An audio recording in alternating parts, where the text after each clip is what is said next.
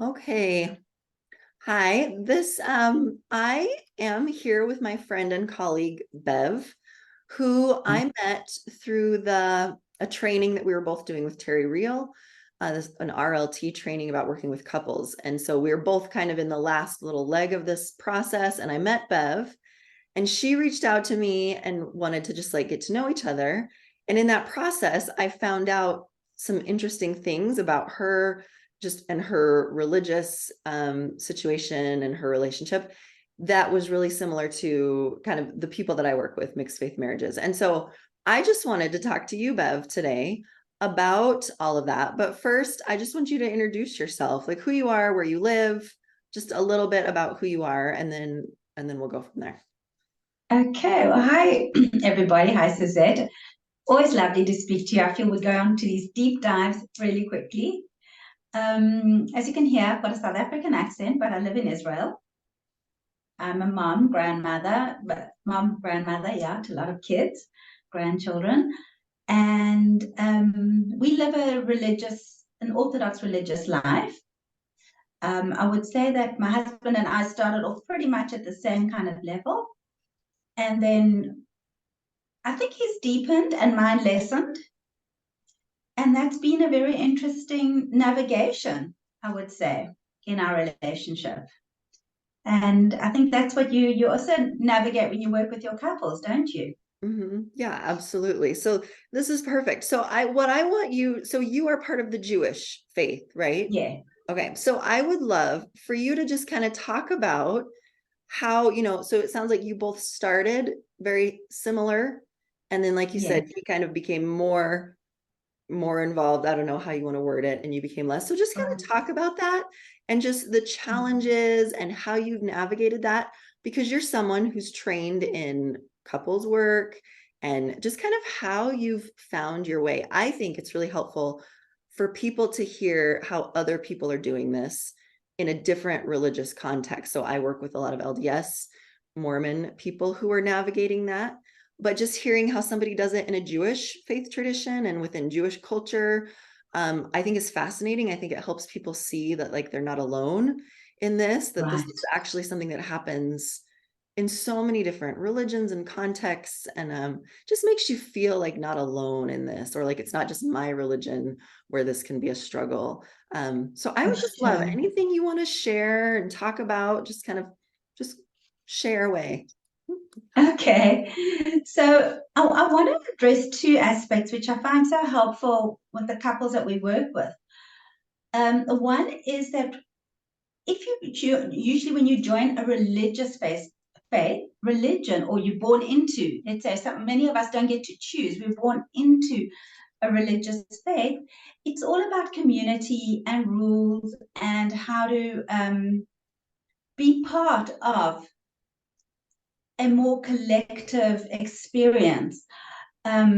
Whereas they say the spiritual, which should be married to that, is more me and God kind of experience. So the two aspects that I would like to look at or speak about are: there's a collective, but within the collective, everybody has their personal biography.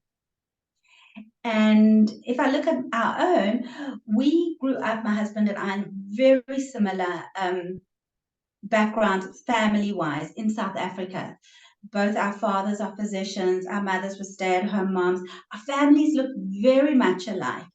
My husband's a physician, all of the same kinds of physicians. So very similar look. And that would sometimes, in our marriage, it would confuse the blending that I saw. It was like, how come you're not more like my dad? Like my dad's also a physician and he's a pilot, and your dad's also a physician. Like it just doesn't, it didn't gel. Sometimes I couldn't see the differences. Mhm. And it's the same with that. When I say that personal biography, we tend to look at a group and I find painted with one brush. So if I look at our own biology within that, yes, there were certain things we never needed to discuss Mhm. because we grew up in such similar on such similar paths, if you like. And then we went to the same youth group and we had this passion to come live in Israel, and we fulfilled that dream together. And then we were on the same page when it came to educating the kids. Mhm. And then I'm not sure, but again, one of the normal things, we've been married almost 40 years, is that relationships go through that harmony, rupture, harmony phase, as we speak about. And there's a closeness, there's a less closeness, and a coming back together. So in 40 years, we've gone through a lot of things together, a lot of experiences together. And when I started kind of pulling back, he, funnily enough, was very accepting. I think much more accepting than I would have been. At the same time, though, he became ill. And one of the things that really bothered me during the illness was he was ill for about a year, was his lack of ability to initiate anything. Mhm. So when he kind of came back, and this is kind of, you see where it gets mixed up with it, with religion, whatever it is, one of the things I really wanted from him was to initiate things that we could do together, not just me. And he would initiate a lot of, oh, I've seen this nice religious talk, or he would Mhm. send me a YouTube. And because I was so excited at his initiation, I was like, I will come along. Whatever you initiate, Mhm. I'm going to be open to. So generally, if he sends me a YouTube or whatever he wants me to listen to, talk or an article, I will read it 90+% of the time because I Right? Because know at that he's least chosen it's like a connection. It's like, well, at least it's something. connection. Yeah. Exactly. And I'm open to hearing, wow, this is interesting, and it's a speaking point. Mhm. So that's how I would say we've navigated. And sometimes he'll preempt it. I want to send you something. I know you're not going to like it. And that's okay. Yeah. Because that means that he's also heard me that, oh, no, that doesn't really go with my worldview, whatever. So that's kind of how we've navigated, or we navigated. Mhm. And what comes up for me so much, Suzette, with couples, is there's always that place of mourning. You don't get everything. And I know that if you were sitting with my husband here, he would tell you that he did hit the jackpot. Mhm. He has much less criticism or wanting to make me somebody I'm not than I do of him. Yeah. That's just the dance of our relationship. He's a much more satisfied person. I chomp at the bit a little bit more. Those are part of the things that he likes about me, that I'm a little bit more out there, and he's a bit more quiet. He kind of sometimes enjoys life through me. That's just our personal biography and our dance, if you like. Yeah. So I think those are the points that I would bring up. Yeah. Well, and I want to point out how similar that is when you talked about just having such similarities in your family growing up, and because you had the same kind of faith and cultural traditions, you didn't notice as much the differences. And I think that's really important. Like with hindsight, looking back now, can you see those differences kind of maybe have been there all along? Or for you, was there like a real big shift in who you were, or it just kind of, you kind of became more of who you were gradually through time?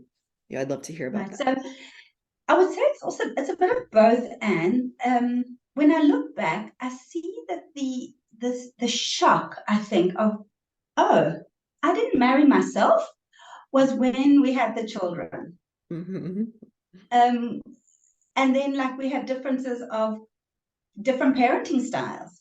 Mm-hmm. And that took me time to see, oh, that's wonderful for the children, Yeah. and how wonderful that it also became highlight how wonderful that I hadn't married myself. And I kind of more took my hat off to him. Right. I'm the same way. Oh my goodness. If my husband parented like I do, we would have like such like rigid kids. He's the more like fun loving, right? And I'm like, do your homework, do your homework. So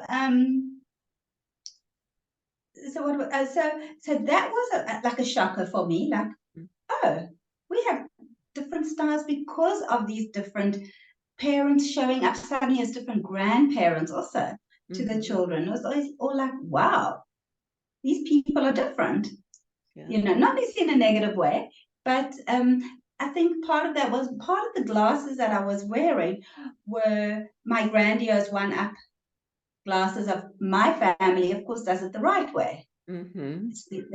That's the obvious truth, So isn't common. Yeah. it? and yeah, so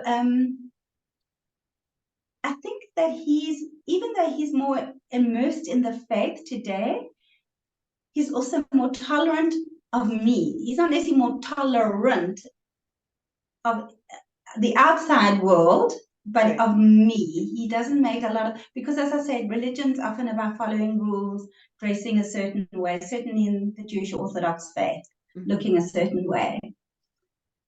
He doesn't have those kind of demands, make those demands on me. Interesting. So his deepening also has been more like relational tolerance too. It sounds like those have kind of gone Yeah. I like think more when accepted. you look at that morning that I was mentioning, and I'm really speaking for him here, I think, and he will answer the question, well, am I getting more than I'm not getting? He Mhm. would say he's getting more than he's not getting. Mhm. And um, in Jewish Orthodoxy, we keep the Sabbath. We don't have any technological devices on the Sabbath. We don't drive. And I do all of that. So Mm. I keep everything that I signed up that I would do, I do still. Mhm. Okay, so that's interesting Um, because that was going to be my next question is for you to give some examples of like what are the practices that he still does but that you don't do? What are the things that you do and what is your do you do it more out of a like to support him or that's part of what we, you know, just I would love to hear and everybody's reason is right. different, but yeah, what's different? What do you do the same? So we used to go to the synagogue together. Mm-hmm. I hardly go, and he goes daily. Mm-hmm. And I'm very supportive of that. In early years of our marriage, I was not so happy with him because it was kind of like I need your help with the kids, and he would be off. There's praying 3 times a day, and he would try and go once or twice a day to be part of a group of men, a quorum of 10 men. Mm-hmm.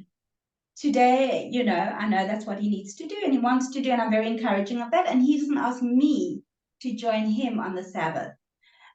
Also, because of the orthodoxy, we would sit separately. So it's not like an experience that we would have necessarily together, but Mm-hmm.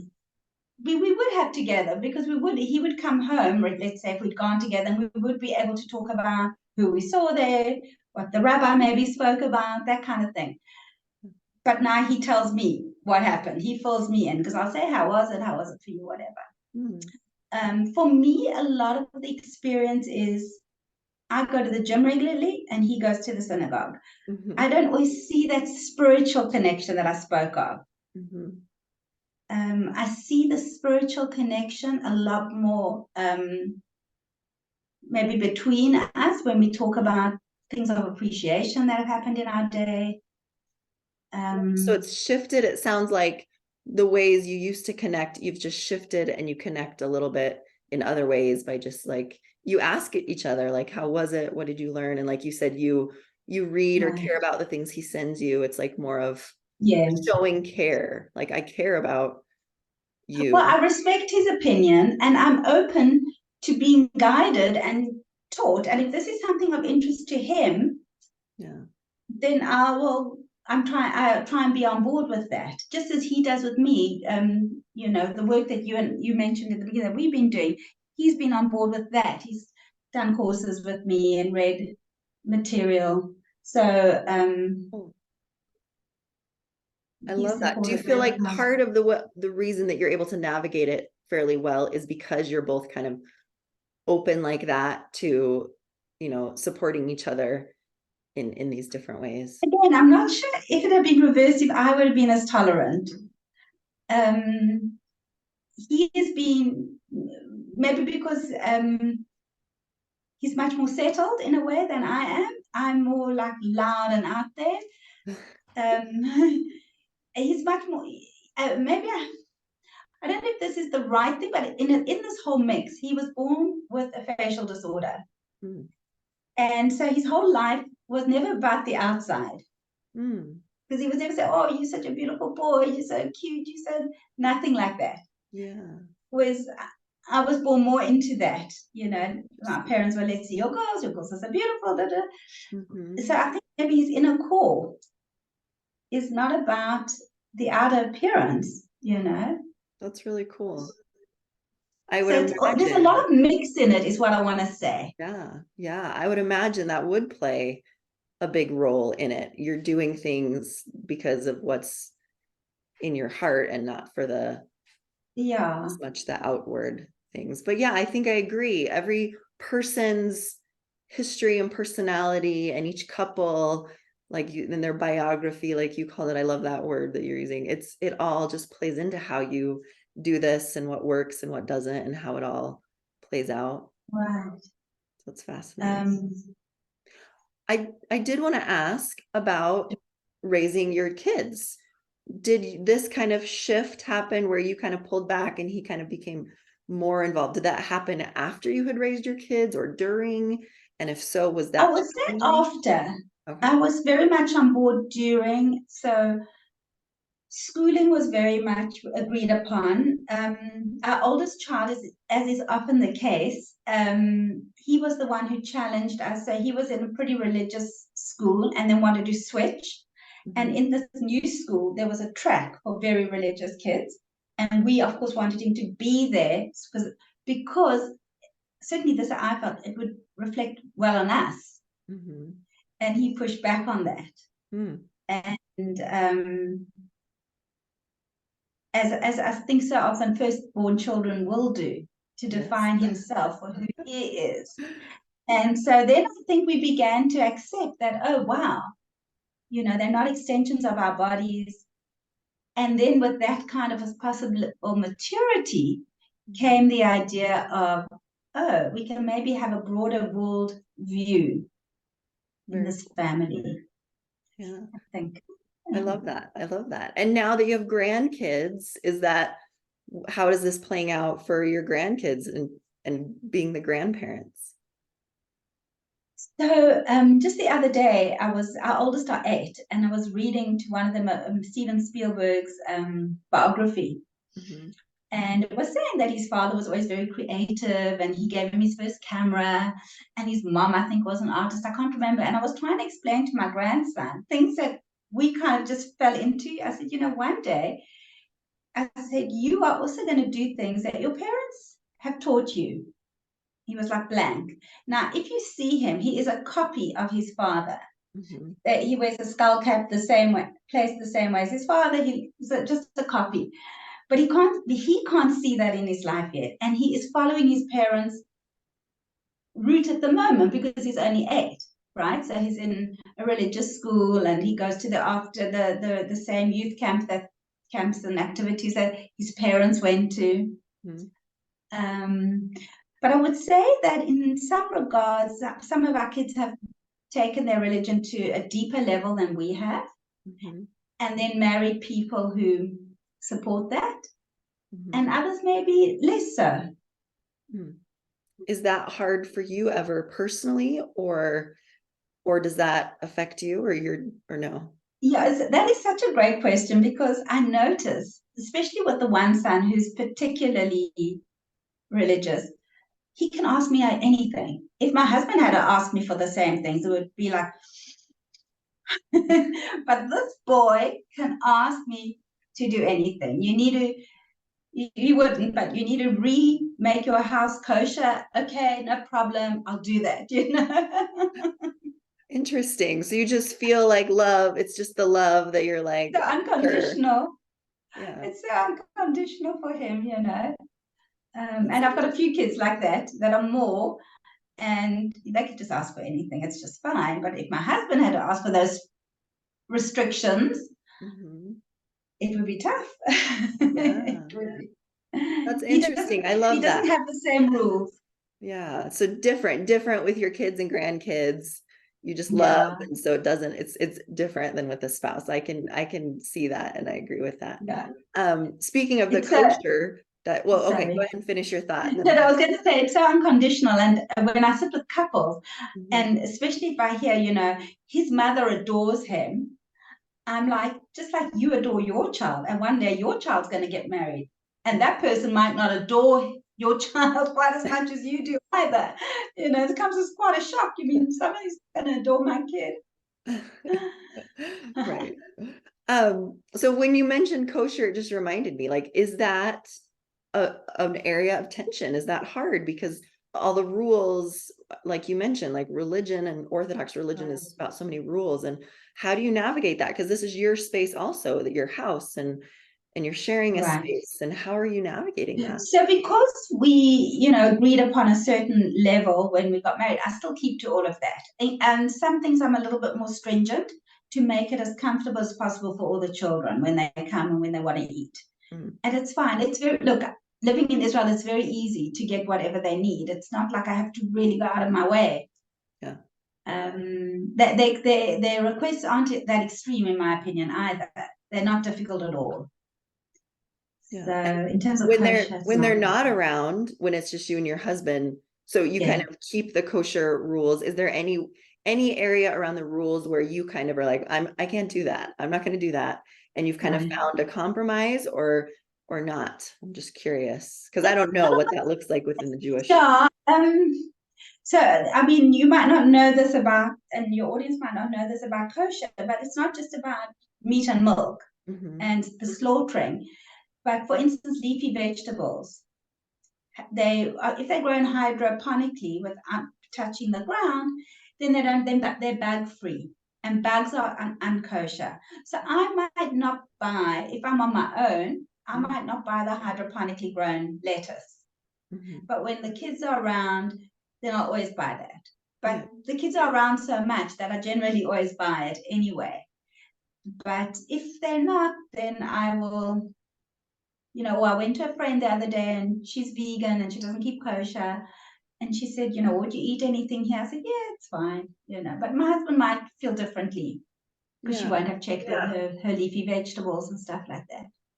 I love what I'm hearing. And this is a concept that you and I have learned through our training with Terry Real is just about being relational, right? Like what Mm. matters here? Like this is important to the kids. Sure, I can do that. This is important to you. Sure, I can do that. Here's where it's not important to me. I can find ways to make it work. It's like that adjusting from a place of love. Like it's not about me being right and my perspective being more important than yours. It's like showing care and consideration and how can I show that I love you and I respect you, which I love. Like I feel like you're what I'm hearing is such an example of being a relational human being in this religious context, which is And really it's so inspiring. interesting you talk about it being relational because I find religion is very much about black and white. There isn't, Mhm. well, the Jewish religion, there isn't compromise. It can't be, well, can we keep the Sabbath on Sunday? It just doesn't suit me this week on Saturday. Mhm. It's no, it's either that or not. Yeah. So I find that religion for me, and it would be nice to discuss this with someone, an Orthodox relational coach. Um, I find it a very non-relational sometimes because there isn't that Yeah. flexibility. Yeah, I agree. But yet you're doing that. Like you're finding little Because areas. that's where I think that the individual comes in again. Uh, You have to do your own shifting into your body, but it might be frowned upon by other communities the way we live, and but mhm. that's okay. Even within one's own community, one does it differently, right? Yeah. Do you get that? Um, Is there a lot of like people look at your situation? Is there a lot of kind of Not in frowning? my community. Okay. I do have a sister who is kind of on a different track Hmm. religiously, and I do think for her it's a lot more black and white, and she tells me about certain rules that I don't think I could keep or Yeah. that she keeps. Is that hard on Um, your relationship with her, or is it the same thing of like you try to be relational and just I try to be relational. I think then again, you see that there's all that other history that goes in that makes us sometimes be on different sides.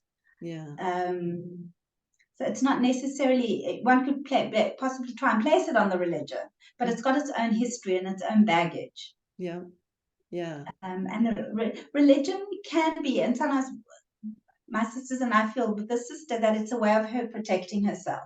Mm-hmm. I can't come to your event because it's not going to be these and these standards. There's the black and white coming in.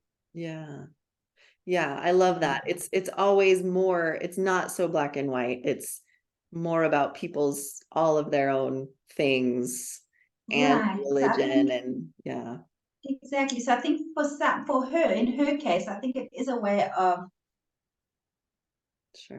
using, but then she's used other things before she had religion Yeah, true. with Yeah. the family. So it's not new. It's just a different, it's just a shift, if you Yeah. like.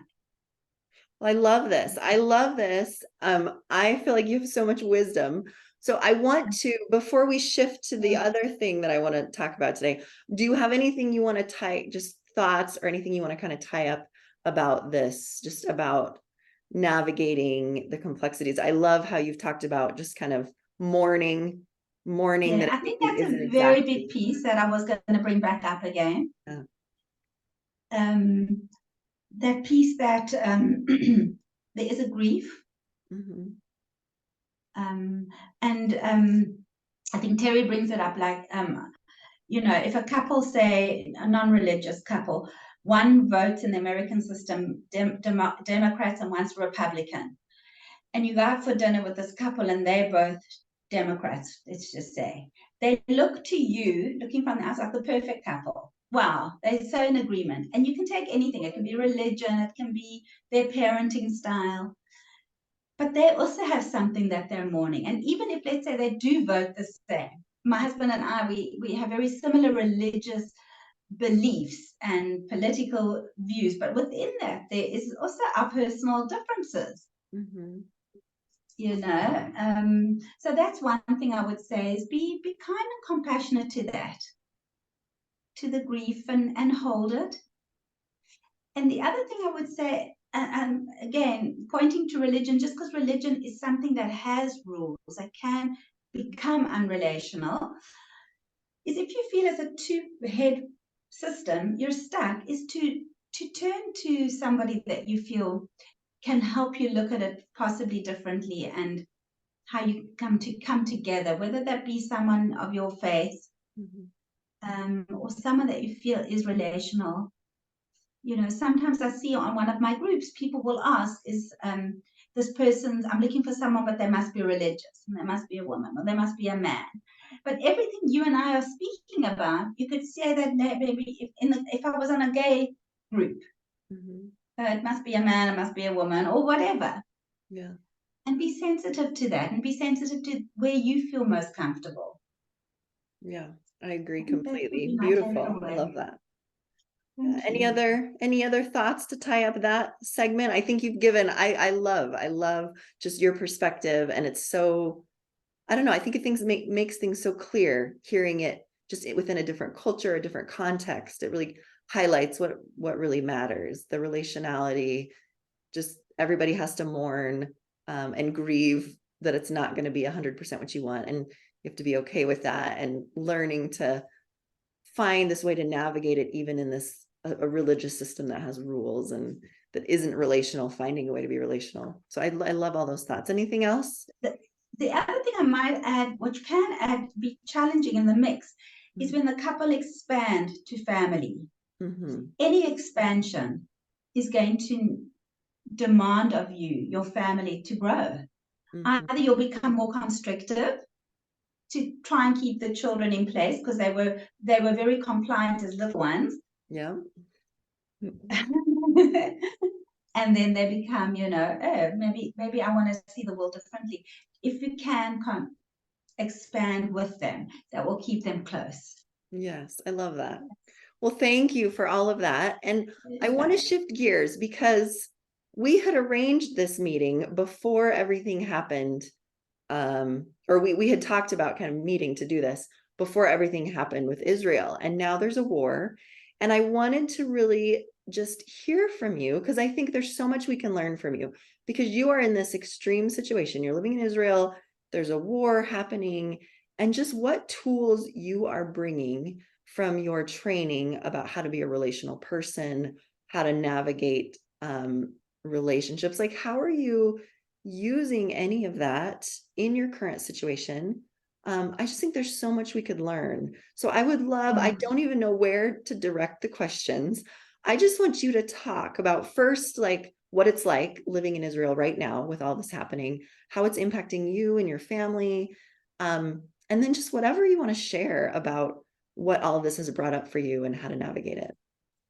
okay. Thank you for that question. I think I want to focus first and foremost on the positive. And I'll bring in some of the things that I've heard from the States. We're seeing a tremendous outpouring of love. And if I grow from my own family outward, so my father in law lives with us. He's 93. I'll start with him at the head.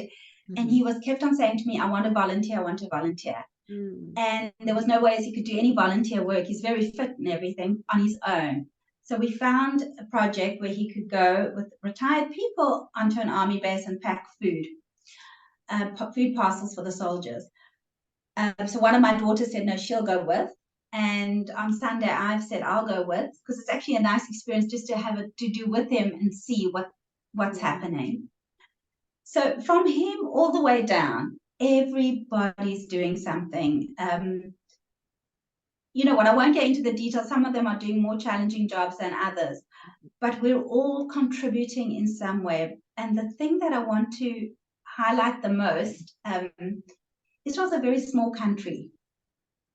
And even though we're all amongst Jews, Jews have many, many different faces or colors, if you like. Israel is what's called a melting pot.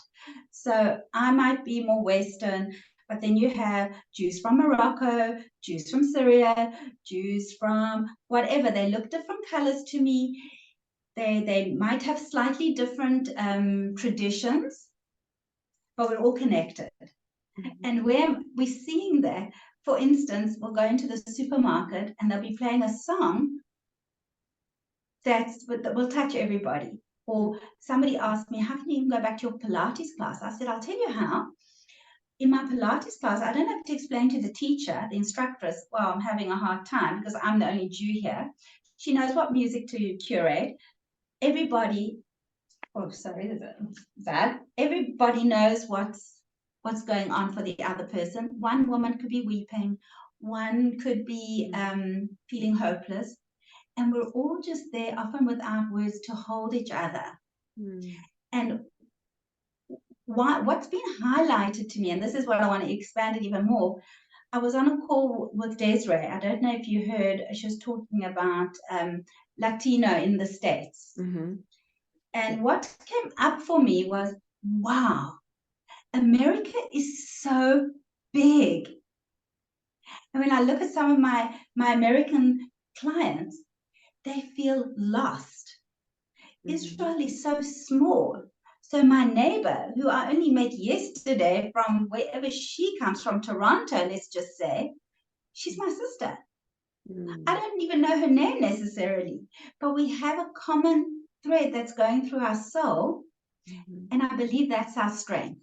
That's so beautiful. Um, there was the one piece I wanted to bring. The other piece, because it's so tragic, the human tragedy that's going on, is that Terry gave a very clear principle that a prerequisite for any form of violence is a stance of grandiosity, one-upmanship. Now, violence can be within our families, just talking down to our partners, to our children, or it can be on a collective scale.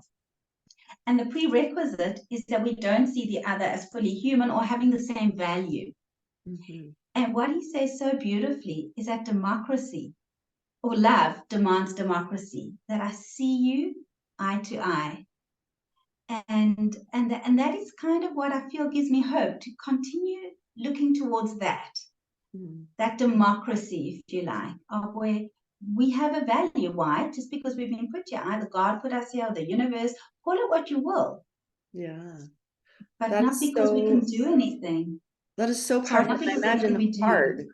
I imagine that's really hard to implement in I think it speaks to the kind of person that you are, that you can even think of the positive. Like that's what you started with, was let's look at all the positive instead of getting stuck in that one up of like looking down on other people, or shaming other people. Like I'm really inspired by your perspective in this.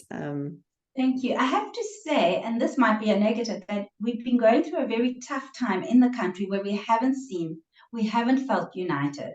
Mhm. And it's very sad to think that something like this has made us so incredibly united. Yeah. We can be, because of this melting pot, we can be quite hot. People will say things like, oh, I think your baby's a little bit hot. Oh, you should put a cap on. No problem to talk like that in the street. I know best what you need. And it comes kind of from a loving place. Mhm. Um, and now there's like what do you need right now? I'm here for you Yeah. feeling, which is just beautiful, I have Yeah. to say. That is beautiful. It's very inspiring.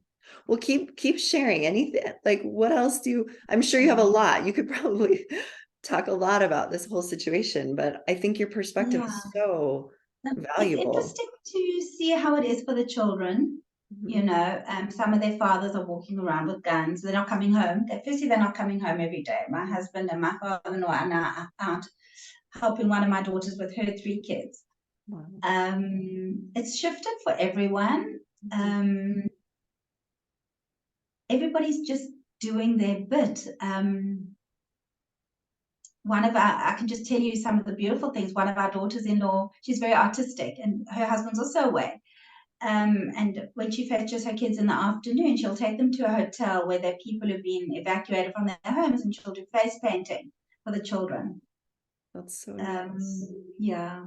Another daughter accompanies families who need to identify their bodies. She's a social worker. Another one's doing extra shifts as a physician in the hospital. The kids are all just rolling up their sleeves, and I think Israel might be a country of a lot of contribution. And Mhm. whenever we contribute beyond ourselves, and we're not looking inwards. I think we feel so much better about ourselves. Yeah. You know. Yeah. I'm sure that's a Um, really powerful, like what I'm hearing you say is like the way that you're dealing with the horrific things that are happening is everybody's doing something. You're contributing in your own little sphere in whatever way you can. And I also yeah. heard you say that, oh, just when you were talking about the violence stemming from grandiosity, I think that relates. Like we can't solve world violence, like we're so powerless. I'm here in America and I feel so powerless. Like, what can I do? There's this, crisis unfolding, but I can look at where am I being violent in my own life? Where am I being grandiose and looking down on people? Where am I not seeing another person as being equally valuable as a human? And I think this Right. also plays into our religious discussion. How can I, with my spouse, view their needs and wants and longings and desires and religious perspectives as being equally beautiful and valid um, as a human being to my own? Like that's where we can do the work, is just bringing ourselves into equality and seeing other people as just being equally beautiful, wonderful, worthy human Right. beings. Because I do really believe it's one person at a time and one family at a time. Yeah. Um, I'm talking to you now in my safe room, Mhm. and we have what's called the Iron Dome is nearby. So sometimes we hear it shooting. So Mm. that's a different way of living, right? So some of the shelves have been Yes. empty.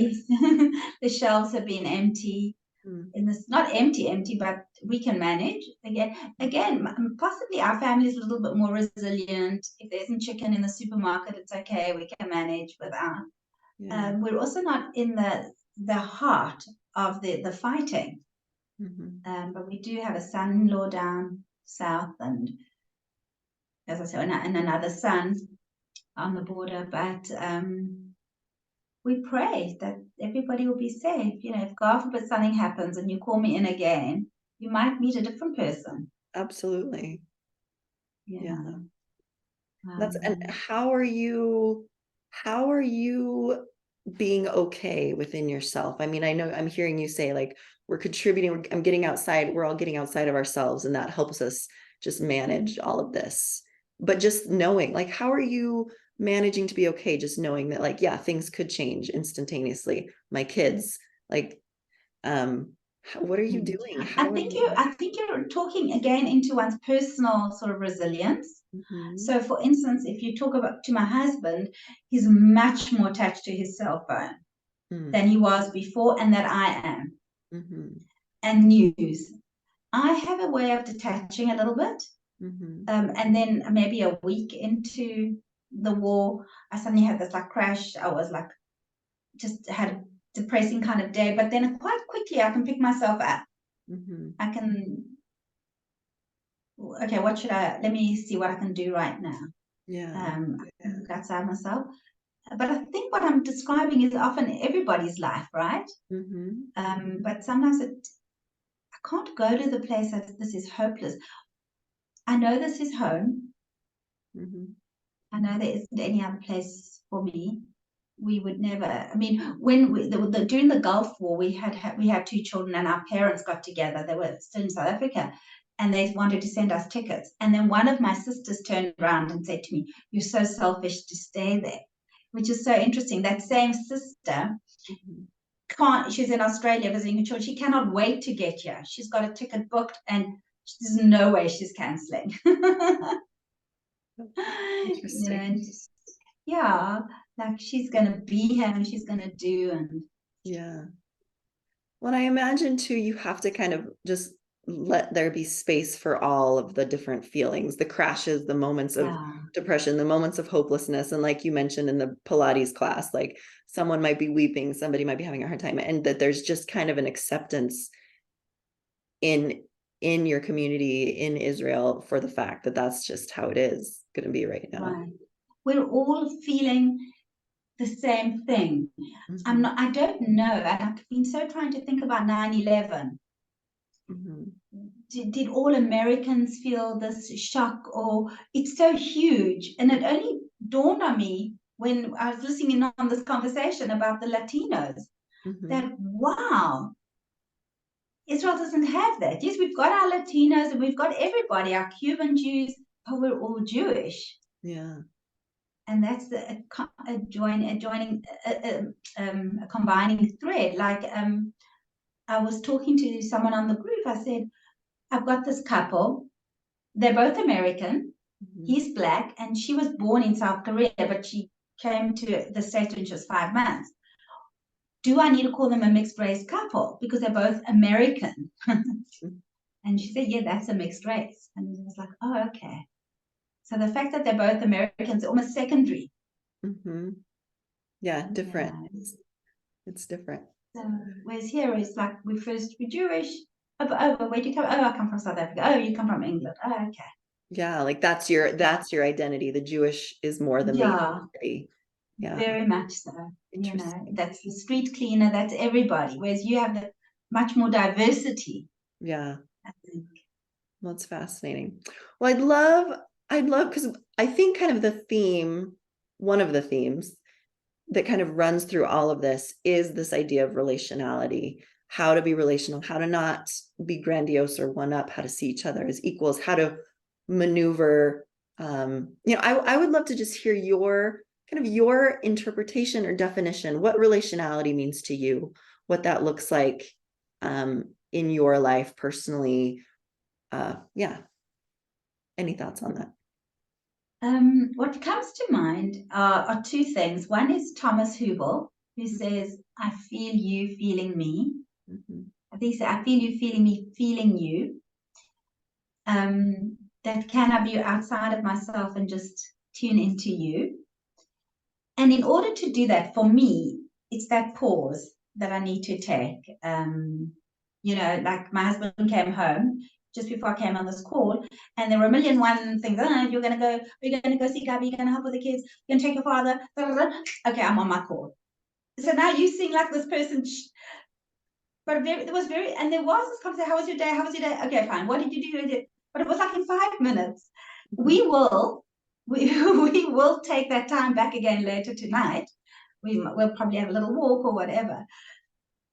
But if I don't have that pause, then I notice, gosh, you didn't even see him today, kind of thing. You didn't even notice anything. If you had a hard day, a good day. So to me, I would say it's that pause Yeah. and what's going on for you today. I love that. Yeah, because it's so easy not to have that pause and actually think about and see the other person. Absolutely. Exactly. Like you need to fulfill my list here. Exactly. Guilty. I do. Beautiful. Well, any other things you want to share or thoughts or words of wisdom? I could just listen to you talk for hours, Bev, just so you Oh, know. sure, that's so sweet. So we were just talking before we came on one of our things. Mhm. The one daughter, we like to really help her with her kids. It just helps her now that she's on her own, whatever. So I was saying to my husband, when you see her, just tell her we'll take any two kids she wants to send with us. And I said, well, what should we do? What should we do? We're not going to go out and have a fun time. He said, well, why don't we go to one of the hotels and speak to the families who have come from the south or the north and visit with them and see what they need. I said, oh, that's a great idea. And I love that idea of taking the kids. They see this, they're part of it, Mhm. and letting them meet other kids their age who don't have a home now. Yeah. How would they connect, And they will connect because children can connect so much more easily. That's so And that, true. I think, brings it also more home to us, Yeah. That's you beautiful. know. Expands their worldview. Um, Yeah. and I think you're And right. ours. Children do connect easier. I think you're right. There's not as much baggage to get in the way of, Yeah. And they ask questions, what's going on, and yeah. they're very, at different stages. One of our granddaughters saw her father come home for a few hours with a gun, Mm. and she said, "Oh, I didn't know he was a fighter because my friend's father, he's got a gun, but he's also got a very fat tummy." And I just thought, like, and the connection is, Yeah. That's cute. and Wow. then she was off onto something else, Right. but Yeah. she kind of put it, you don't know what they're putting all together, what questions have Right. you got? Fascinating. Well, Yeah. there's so much. Oh, I have so many questions just about the trauma, just all of it. But for time's sake, we'll just kind of wind it down. I want you to share like how people can find you if they wanted to connect with you, kind of what you do and who you work with. Okay, thank you. So I have a website. It's very easy. It's bev.co.il, Bev Coyle, Mhm. where people can reach out to me. And I basically, my best is working with couples, Mhm. but I do work with individuals as well. But very quickly, I'll bring in the person who's giving them all the grief. A lot of people I'm finding in my space are parents and their adult children, Mhm. where there's tension. Usually it's the parent who comes to me first, Mhm. and who either has been sent by a child or is feeling grief around an adult child, and then if I can, so far I've always managed to bring in the other person. And that's where the healing really happens, in the presence of where we can see what's going on. I'm running a hotline at the moment with an organization that I work with. Mhm. And what I'm also noticing is that when people speak about their challenges in the war, it's almost like during Corona, right? Mhm. Certain things became exaggerated, not from now, from their past situations. Mhm. It seemed like it's been triggered by the war. Yes, it has been triggered by the war and Corona restrictions, let's say, Yeah. and fears. Mm. Yeah. But they were kind of simmering there all the time. They were managing their lives before this. The Yeah. resources have just been drained, That's such a good point. It just brings to the surface things that were there before, Right. the difficulty with how you handle things or fears or your anxieties. Yeah. Exactly. So this hotline you do, what is this hotline that you do? So I volunteer for an organization. with counseling. Mhm. And then we just opened a hotline during the war that people could come and reach out, because it goes back to what I was saying to you earlier about, you get stuck as a two-person or Mhm. even by yourself. You think, I'm so alone in this. Mhm. And that's what we're wired for, connection. We were connected in our mother's wombs, right? We've come into this world through connection. And that just eases and heals and soothes. A lot of our pain, says Thomas Hubel, comes through inappropriate relationship, and he's healed through appropriate relationship. And so even if it's not healed with the person who hurt you, it can still be hurt and healed with a stranger who can nurture and hear you. Be Absolutely. empathic. I love that. I think that's a perfect way to end it, that we are wired for connection, and connection is healing, and finding ways to get back to connection, despite everything. And I think you're a beautiful example of that. I've learned a lot from you, Bev. Thank So you. I'm This has been grateful fabulous. that thank you for taking the time to meet with me, and I'm sure it will help a lot of people. You're inspiring. So Thank you. This was great.